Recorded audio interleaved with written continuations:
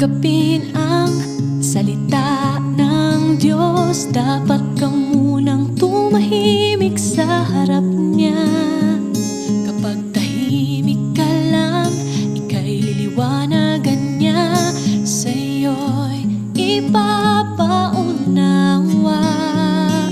Mas tahimik ang tao sa harap ng Diyos. Mas maraming kaliwanagan ang nakakamtan.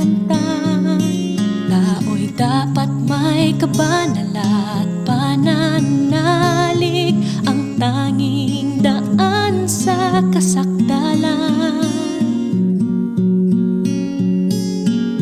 Tanging pagtunay kang tahimik sa harap ng Diyos, ay mauunawaan mong salita niya ngayon, at tamang maisagawang kaliwanagan ng Espiritu. Kayang maunawaan ang layunin ng Diyos, na may malinaw na direksyon sa paglilingkod. Unawain ang pagkilos at paggabay ng banal na Espiritu. Kayang mamuhay sa ilalim ng gabay ng banal na Espiritu. Itong mga bunga ng pagiging tahimik sa harap ng Diyos.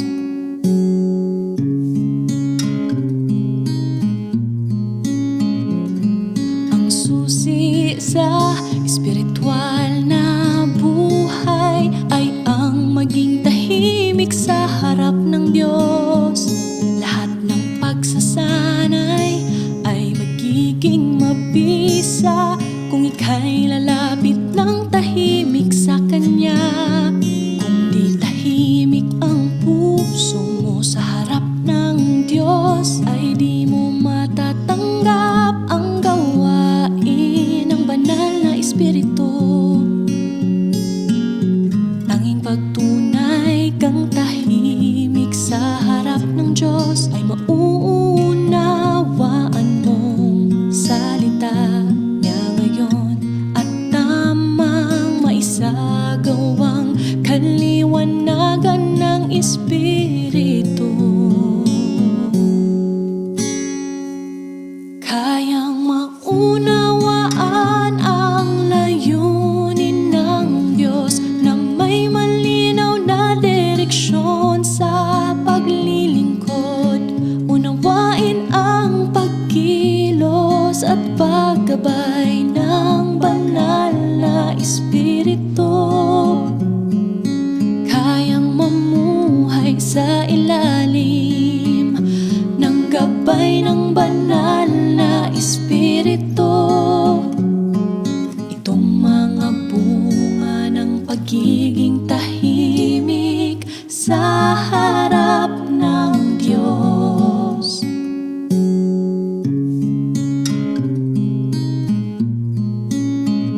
Kapag sa tao'y di malinaw ang salita ng Diyos, walang pagsasagawa at di maunawaan ang layunin ng Diyos. At pag tao'y walang prinsipyo ng pagsasagawa, ito'y dahil puso nila'y di tahimik sa harap ng Diyos.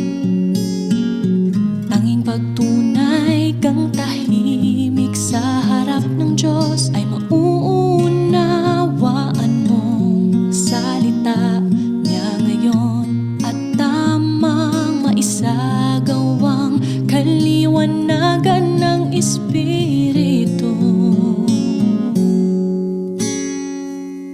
Kayang maunawaan ang layunin ng Diyos, na may malinaw na direksyon sa paglilingkod. Unawain ang pagkilos at paggabay ng banal na Espiritu. Kayang mamuhay sa ilalim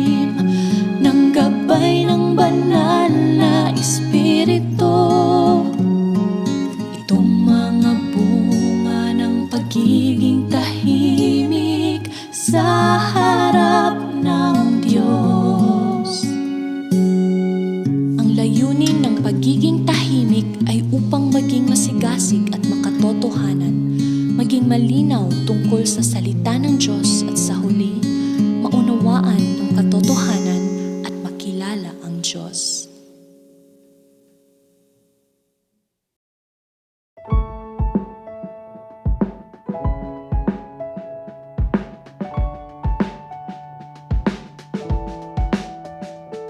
Kung araw-araw espiritual kang namumuhay, puso mo sa Diyos ibibigay, lalo pa paglipas ng oras. Espiritu mo'y lalakas, kalagayan mo'y gaganda. Banal na espiritu'y gagabayan ka't mas pagpapalain ka. Para may banal na espiritu, buhay espiritual nyo. Makiisa sa Diyos, lupigin sarili nyo, wag sundin lang ang tuntunin. Ito ang dapat nakamta ng tao, kaya't ibigay nyo lahat sa mga bagay na to.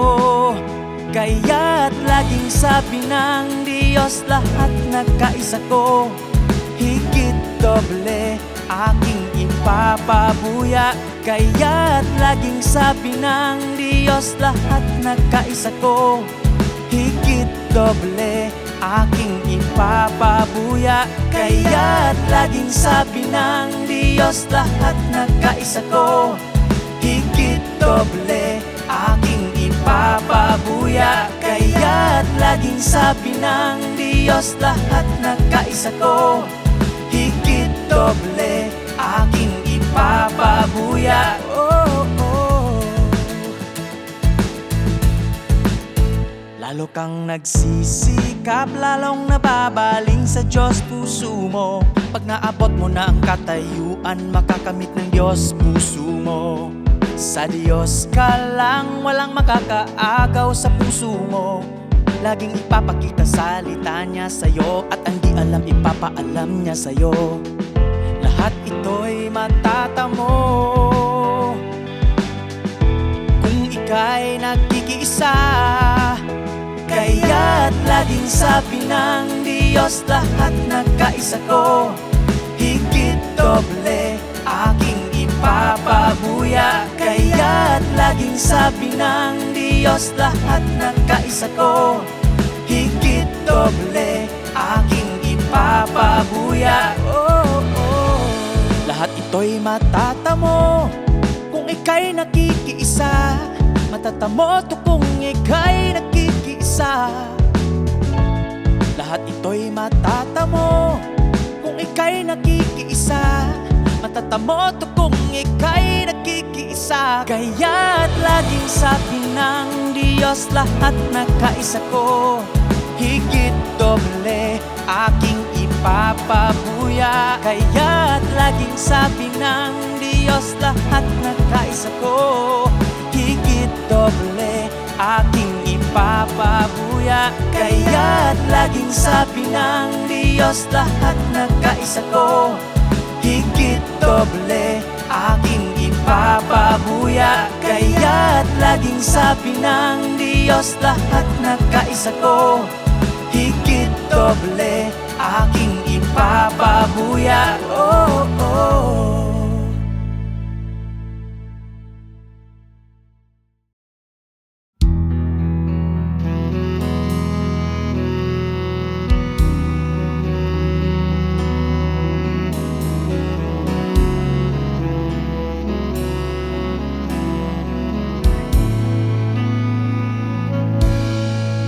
Ang gawain at presensya ng banal na Espiritu ang nagpapasya kung taos puso kang naghahanap, hindi ang mga paghatol ng iba, ni ang kanilang mga opinyon.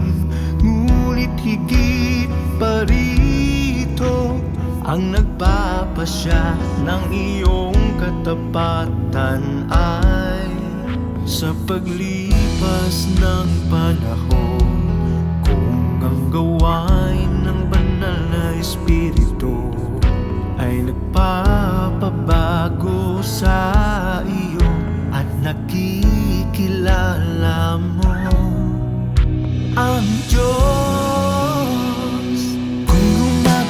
ang banal na Espiritu sa inyo. Ang disposisyon ay magbabago, magiging dalisay ang pananaw ninyo sa pananampalataya. Ang ibig sabihin ng pagbabago'y kumikilos ang banal na Espiritu. Gaano man kayo katagal nakasunod na sa Kanya.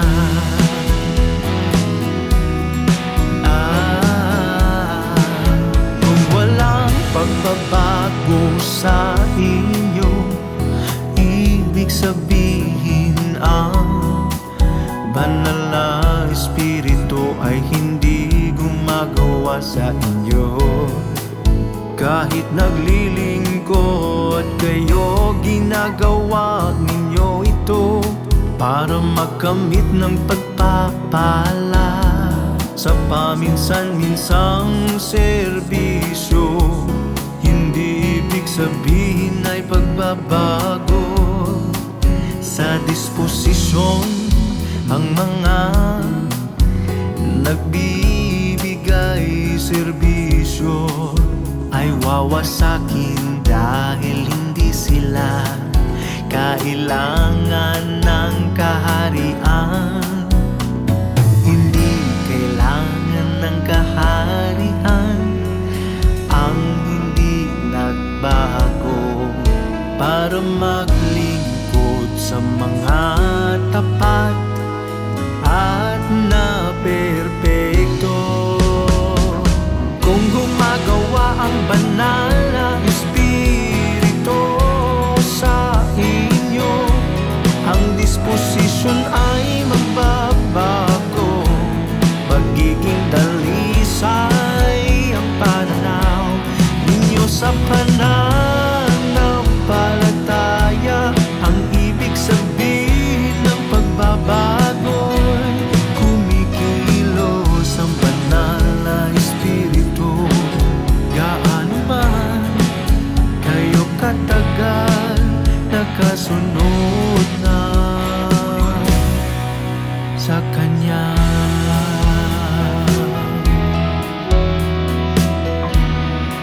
Sa Kanya.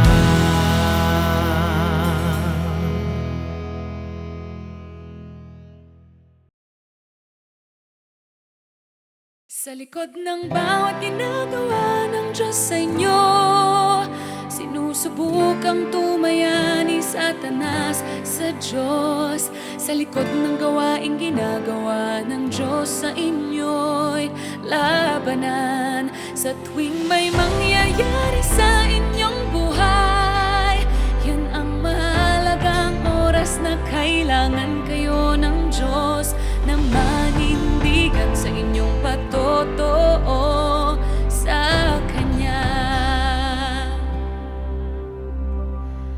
Kahit wala pang malaking nangyari sa'yo at di ka pa lubos na nagpatotoo, bawat bagay na iyong ginagawa, gaano man kaliit, lahat ito'y nauugnay sa patotoo sa Diyos. Kung makakamit mong paghanga ng nakapaligid sa'yo, sa gayon lang ika'y nakapagpatotoo na. Kung isang araw darating, mga di naniniwala't humanga sa iyong bawat ginagawa't makitang ginagawa ng Diyos ay dakila, sa gayon ika'y nakapagpatotoo na. Sa likod ng bawat ginagawa ng Diyos sa inyo, sinusubukang tumaya ni Satanas sa Diyos. Sa likod ng gawaing ginagawa ng Diyos sa inyo'y labanan. Sa tuwing may mangyayari sa inyong buhay, yun ang mahalagang oras na kailangan kayo ng Diyos na manindigan sa inyong patotoo sa Kanya.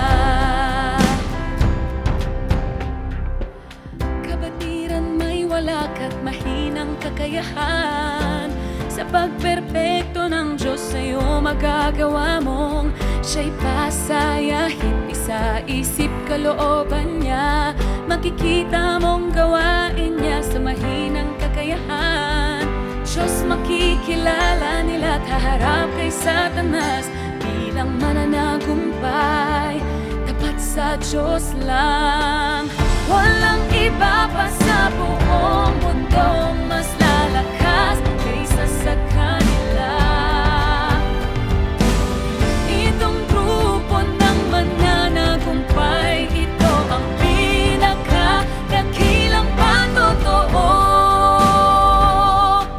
Sa likod ng bawat ginagawa ng Diyos sa inyo, sinusubukang tumaya ni Satanas sa Diyos. Sa likod ng gawaing ginagawa ng Diyos sa inyo'y labanan. Sa tuwing may mangyayari sa inyong buhay, yan ang mahalagang oras na kailangan kayo ng Diyos na manindigan sa inyong patotoo sa Kanya. Kahit na dakilang gawain di mo kaya, magkakaya mong Diyos ay pasayahin. Kaya mong isang tabing pagkaunawa at patotohanan siya, di tulad ng iba na di ito kaya. Masusuklian mong pagmamahal ng Diyos sa kilos mo, ito lang ang tunay na pagmamahal sa Diyos. Sa likod ng bawat ginagawa ng Diyos sa inyo, sinusubukang tumaya ni Satanas sa Diyos. Sa likod ng gawaing ginagawa ng Diyos sa inyo'y labanan.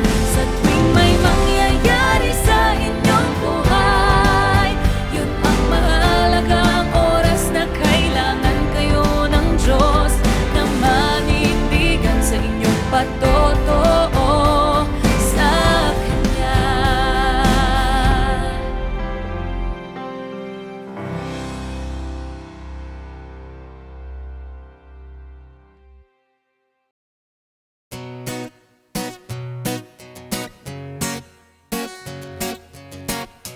Lahat ng gawain ng banal na espiritu ay normal at tunay. Pag ika'y nagbabasa ng salita ng Diyos at nagdarasal, oh, matatag ang loob mo, walang anumang makakagulo sa'yo, at maliwanag ka sa loob.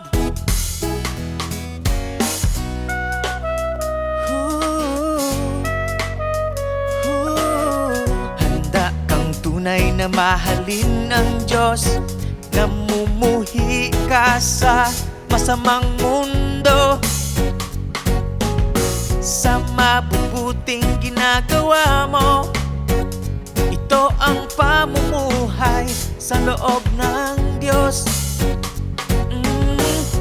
Hindi sobrang pagsasaya, gaya ng sabi ng marami.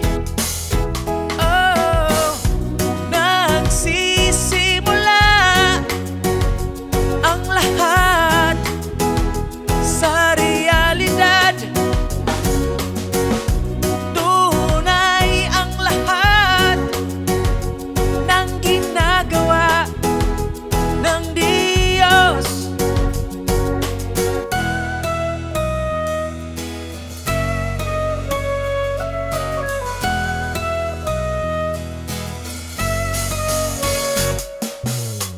Sa mga karanasan, Diyos dapat makilala.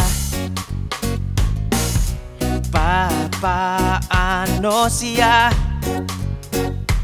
gumagawa?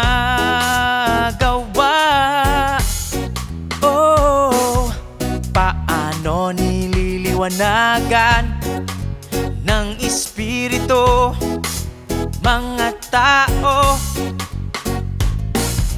hanapin mga yapak ng Diyos. Oh, oh, oh, oh, oh. Kung nagdarasal ka't binabasa salita niya, oh, sa mas praktikal na paraan, makiisa tulad ni Pedro, iwaksi kasamaan at makibahagi ka sa kabutihan. Oh, kung ginagawa mo lahat para makiisa sa Diyos, kung nakikinig at nagmamasid ka at nagdarasal at nagninilay, tiyak nagagabayan ka ng Diyos, tiyak nagagabayan ka ng Diyos. Nagsisimula ang lahat sa realidad, tunay ang lahat ng ginagawa ng Diyos. Nagsisimula ang lahat sa realidad, oh, oh, oh, oh. Tunay ang lahat ng ginagawa ng Diyos.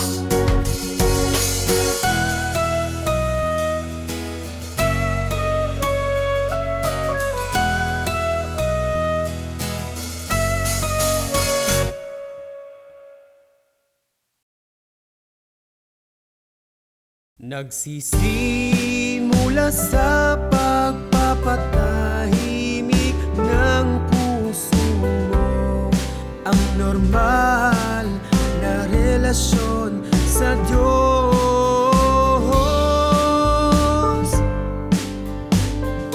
Kahit di mo maunawaan,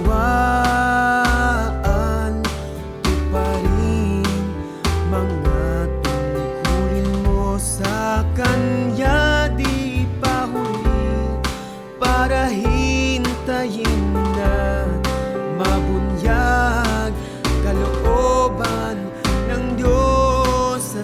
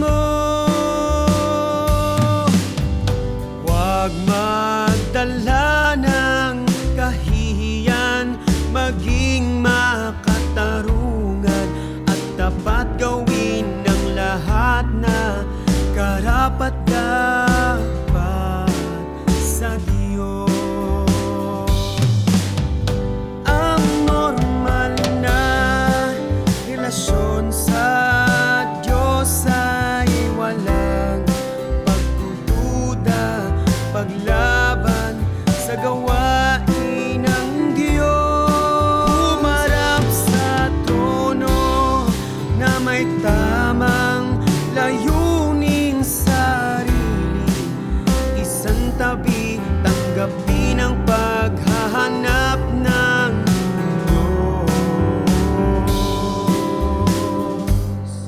magpasakop sa Diyos, unahin ang interes ng pamilya niya.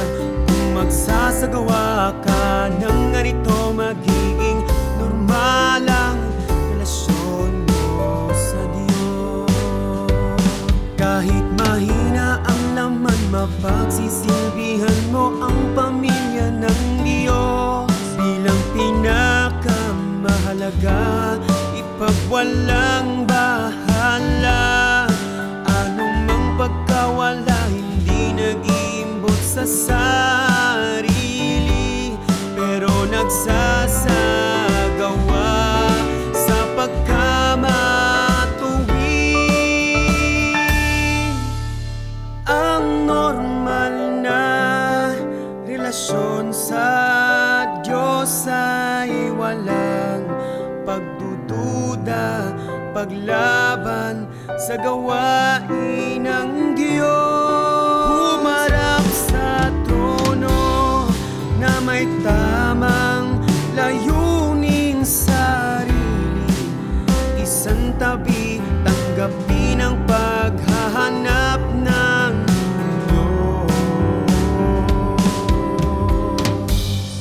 magpasakop sa Diyos, unahin ang interes ng pamilya niya.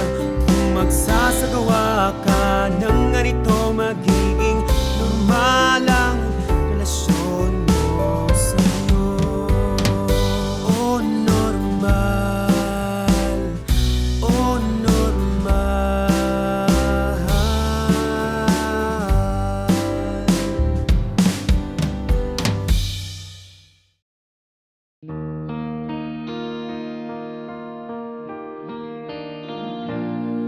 Unawain ang ginagawa ng Diyos, umayon sa Kanyang salita, sa pagtindig sa Kanyang panig, pananaw mo'y magiging tama,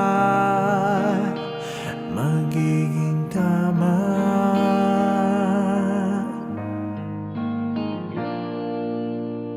Lahat ng ginagawa mo dapat sukatin ayon sa normal na kaugnayan sa Diyos. Kung ang kaugnayan ay normal, ito'y gawin kung intensyon mo'y tama.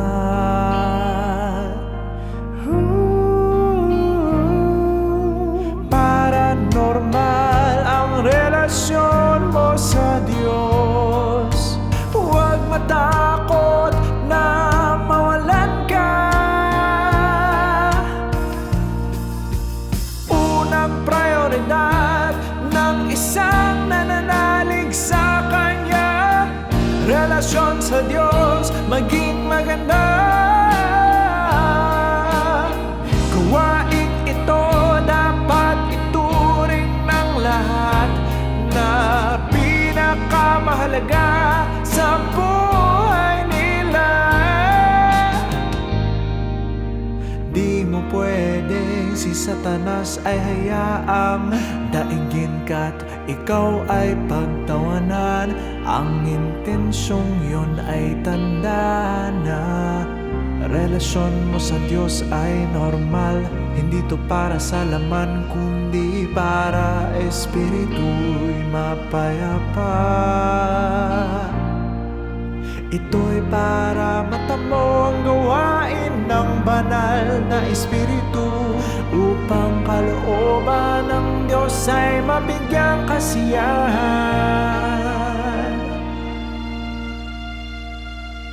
Para makapasok sa tamang kalagayan, bata't Tatagin mo ang kaugnayan mo sa Diyos. Itama ang pananaw sa pananalig sa Kanya. Iyo'y para ang Diyos ay matamo ka. Ihayag ang bunga sa'yo ng Kanyang salita. Para ang Diyos, higit ka pang maliwanagan. Sa gayo'y makakapasok ka sa tamang paraan. Palaging kumait, uminom ng mga umiiral na salita ng Diyos.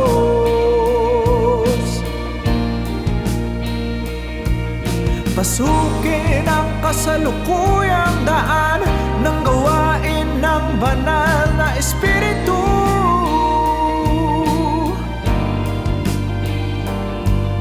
Kumilos ayon sa ipinagagawa ng Diyos ngayon, hindi ayon sa mga gawi at paraan noon. Sa gayo'y magiging normal ang kaugnayan mo sa Diyos at tamang landas ng pananalig sa Diyos iyong matatahak.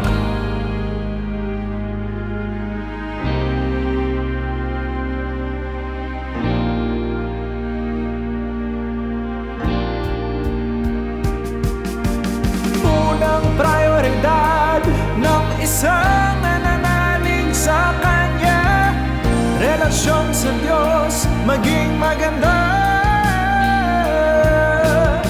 Gawaing ito dapat ituring ng lahat na pinakamahalaga sa buhay nila.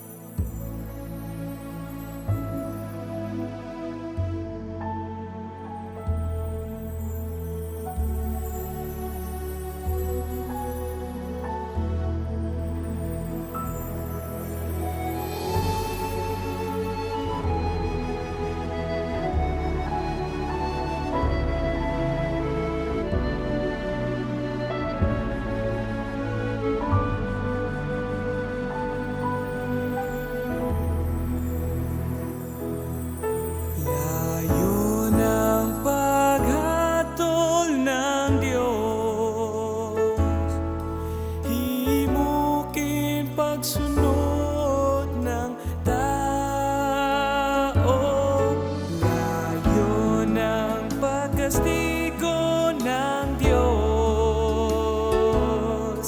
hayaang pagbabago ng tao. Bagamat gawain ng Diyos ay sa pamamahala niya, lahat ay mabuti para sa tao. Nais ng Diyos na sumunod kahit ang mga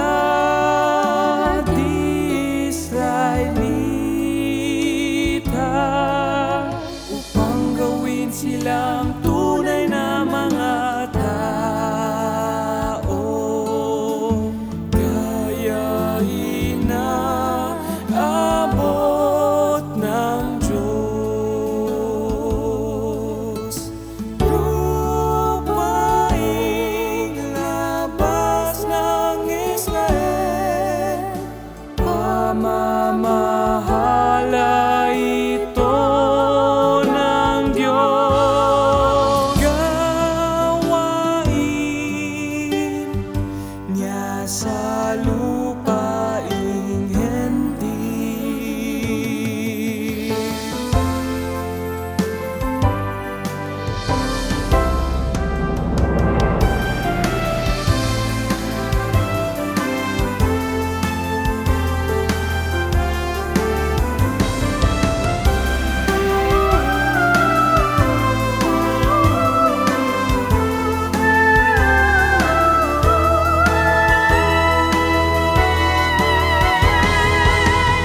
Gawa ng Diyos, dapat paglago'y batid nyo. Malayo't malawak kayo'y tatamaan. Tatamaan kayo ng Diyos, tatamaan kayo ng Diyos. Gaya ng ginawa ni Jehovah sa Israel, para ebanghelyo'y kumalat sa mundo. Gawain ng Diyos sa mga lupang hentil. Sa bata't matanda, ngalan ng Diyos lalawa sa bibig ng lahat. Ngalan ng Diyos pupurihin.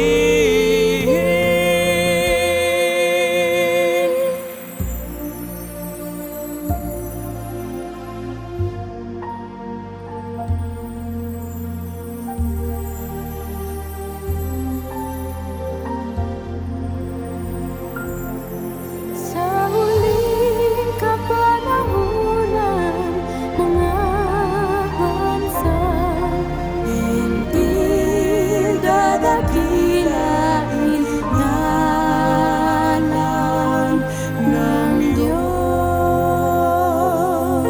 Mga kilos ng Diyos, Tanaw ng mga hentil, tatawagin siyang makapangyarihan. Mga salita niya'y magkakatotoo. sa tao'y ipapabatid ng Diyos, Na siya'y di lang Diyos ng Israel. Siya'y Diyos din ng lahat ng hentil, at ang sinumpa niya ipapakita niya sa tao na siya'y Diyos ng sanglilikha. ito'y pinakalubos na gawain ng Diyos. Ang layo ng gawain niya sa huli. Mag